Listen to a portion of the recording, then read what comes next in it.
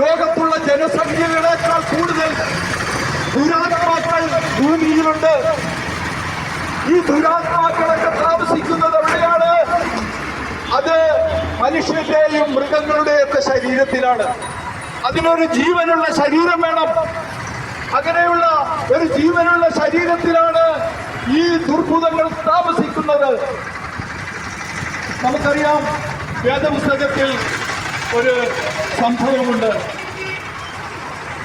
നമ്മുടെ വാഴ്ത്തപ്പെട്ട കർത്താവായ യേശു ക്രിസ്തു യെരൂശലേമിൽ നിന്ന് തെക്കപ്പലി നാട്ടിലേക്ക് കടന്നു. തെക്കപ്പലി നാടെന്നാണ് പറയുന്നത്. ഇപ്പോഴും ഉണ്ട് ആ നാടുകൾ അവിടെ. ഈ തെക്കപ്പലി നാട്ടിലേക്ക് കടന്നു പോകുമ്പോൾ ആ കരയിലേക്ക് കാലെടുത്ത് വെച്ചപ്പോൾ തന്നെ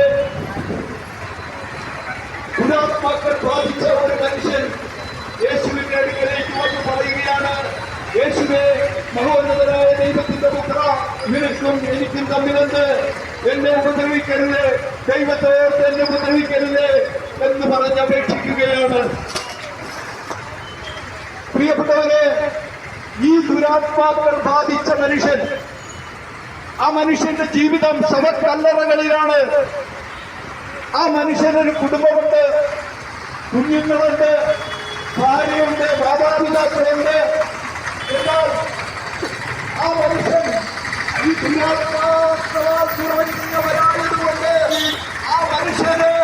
ആ മനുഷ്യന്റെ കുടുംബത്തോടുകൂടി, ആ മനുഷ്യന്റെ ഭാര്യയോടുകൂടി, ആ മനുഷ്യന്റെ മക്കളോടുകൂടി, ആ മനുഷ്യന്റെ സഹോദരങ്ങളോടുകൂടി, നാട്ടുകാരോടുകൂടി ജീവിക്കുവാൻ കഴിയാത്ത ഒരവസ്ഥയിൽ ആ മനുഷ്യൻ ഒറ്റപ്പെട്ട്, ആ മനുഷ്യൻ ഒരു ശവക്കല്ലറയിൽ, ഒരു ശ്മശാനത്തിൽ കരങ്ങൾ ചങ്ങലകളാൽ ബന്ധിക്കപ്പെട്ടവനായി, വസ്ത്രങ്ങളില്ലാത്തവനായി,